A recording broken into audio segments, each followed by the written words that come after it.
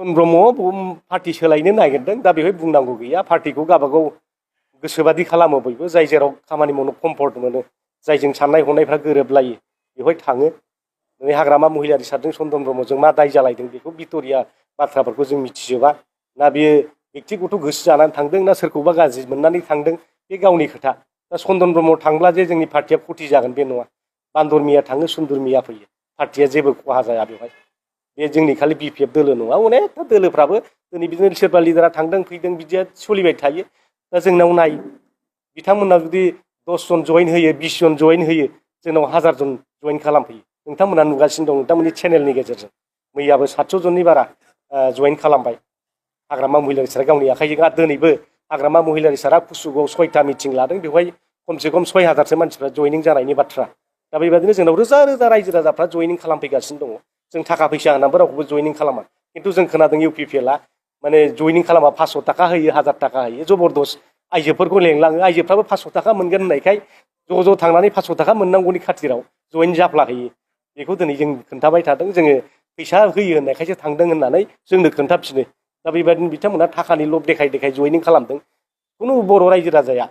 दिनै बिथांमोननो भट होनो थाखाय थियारि नङा दिनै BTCखौ गोख्रों जाजाफिननायखौ बयबो लुबैदों 17 बोसोराव जेबायदि मान मर्यादा लानानै BTC सालायदोंमोन EMफ्रा जोंना आगे फिसे दिनै बडिगार्ड लानानै एस्कर्ट लानानै लाल बाथि फोजोंनानै साइरेन दामनानै गिदिंनो हायोमोन दानि EMफ्राथ' मा दङ बे पन्सायतनि चेयारमेनफोर बादिसो जानानै दङ जेबो पावाराबो गैला दा डिसिनि आखायाव थांजोब्बाय पावारफ्रा डिसिखौसो रिकुवेस्ट खालाम बिथांमोना खामानि लानांगौ जायो दा ओंखायनो रायजो राजाफ्रा जोंनि BTC मोनखानाय जोंहा मोनसे स्टेट नङाबाबो मिनि स्टेट बादिमोन बेहा पावारा दा खिन्थु BTR बिदि जेबो लिरनाय गैया दा ओंखायनो रायजो राजाफ्रा जों आलादा रायजो मोनाखैबाबो BTCआनो मोनसे बिराद मोजां पावारनि मोनसे अट'नमि थानाय मोनसे स्टेट उइदिन दा स्टेट बादि मोनसे मर्यादानि मोनसे रायजोखाय दिनै रायजोफ्रा बेखौनो लुबैफिनदों दिनैहाय कम्पेयार खालामनानै नायबा नोंथां मोनगोन कम्पेयार खालामबा BTR सुक्ति आरो BTC सुक्ति मा लिरनाय दं दा 60टा समस्ति जानो नागिरदों बेवहायथ' रोखा लिराखै जे ट्राइबेलफोरनि थाखाय 40टा सिट जागोन होननानै खिन्थु BTC सुक्तियाव मोनदों 40टायाव 30टा ST जागोन दा होमबा बिथांमोना जेबो स्पेसिफाइड खालामना लाबोआखै दा बेवहाय नोङो 60टा समस्ति जाबाय EMफ्रा साबसे जागोन बेबो लिरनाय गैया आरो बेवहाय EMफ्रा मा मर्यादा मोनगोन बेहाय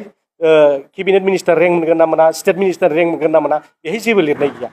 दा ओंखायनो जेबो स्पेसिफाइड गैयै जेरै गोदाव सोराव रनसाय लिरनायफोर बादि मोसौ रनसाय लिरनायफोर बादि लिरलाना लाबोनाय मोनसे एकर्ड बियो दा ओंखायनो गोसोबादि हेमन्त बिश्व शर्मा मानाव गेदेर बिथाङा जानला मोनला सालायहरगासिनो दं दा ओंखायनो EMफ्राबो 19 जन 20 जन गाहाम जालायबाय दा बारायनानै जेबो स्पेसिफाइड लिरनाय गैया दा दिनै जों नुनो मोन्दों जों सिङाव हाबनानै नायनानै आन्दाज खालामना मोन्दों जे बेवहाय खालि BTCनि गेटआव BTCल' लिरनाय दंसै खिन्थु खामानिया BTR बादि सोलिगासिनो दङ BTRनि लिरनाय बादि सोलिगासिनो दं ओंखायनो दिनै प्रमद बर' बिथाङा जोंजों बुंजाबाय थायोबा BPFआ बुंबाय थायोबा आगोलनि EMफ्रा दिनै स्टेट मिनिस्टारनि रेंक दंमोन दिनै प्रमद बर'आ दिनै आसाम गभर्नमेन्टखौ थांनानै बुंहैब्ला दिनै बुंजाहरो ইয়াতো লিখা নাই নহয় বিলাকক যে স্টেট মিনিষ্টাৰৰ ৰেংক দিব লাগে বুলি BTR চুক্তিত লিখা নাই নহয় চিফ ডিপুটিছিবো কেবিনেট ৰেংক দিব লাগে বুলিতো ইয়াত লিখা নাই নহয় बिदि होननानै बिथांमोना दिनै जोखार हरजाबाय थादों आरो मालाय ओंखायनो प्रमद बर'खौ BTCनि CM जानायखाय दिनै केबिनेट डिसिसन लानायनासो बेनो माने केबिनेट मिनिस्टार रेंक होनो गोनां जादों बे थारमाने इनडाइरेक्ट बे BTR एकर्डखौ बिथांमोना इमप्लिमेन्ट खालामलांगासिनो दं पावारखौ BTCनिखौ दाननानै BTR सुक्तिजों दिनै खामानि मावलांगासिनो दं दिनै नाय नोंथांमोनहा दाख्लै गणसाम दास बिथांखौ EMनिफ्राय होखारबाय अर्डारा सोरनिफ्राय फैदों वेलफेयार अफ बड'लेण्ड डिपार्टमेन्टनिफ्रायसो फैदों नङा होमबा आसामनि वेलफेयार अफ बड'लेण्ड डिपार्टमेन्टआसो बेखौ सालायगासिनो दङ बेखौ BTCनि प्रिन्सिपाल सेक्रेटारियानो बिनि EMखौ ड्रप खालामनो हानाय पावारा दङ खिन्थु बिथांमोना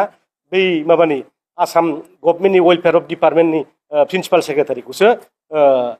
बे साहु होननाय सासे प्रिन्सिपाल सेक्रेटारि बेखौसो दिनै ड्रप खालाम